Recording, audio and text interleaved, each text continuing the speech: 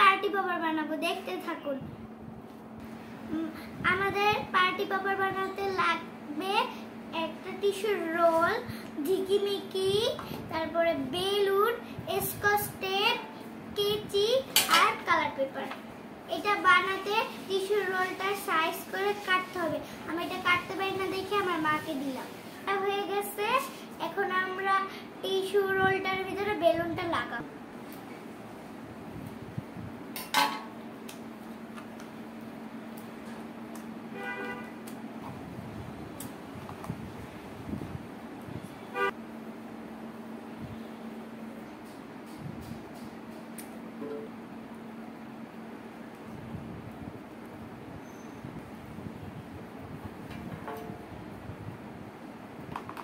আমাদের Scotch tape লাগানো হয়ে গেছে। এখন আমরা এটাকে এটার সাথে লাগিয়ে দিই।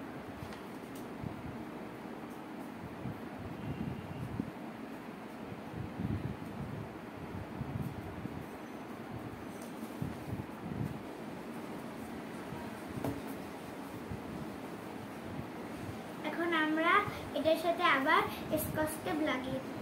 আমি একটু আমার মায়ের সাহায্য নিচ্ছি।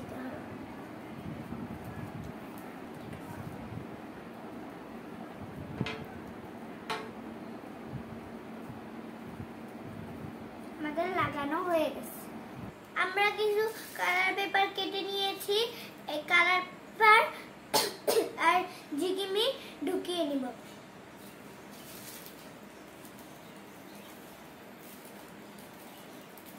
এখন আমরা ঝিকিমিকি দিয়ে দেব।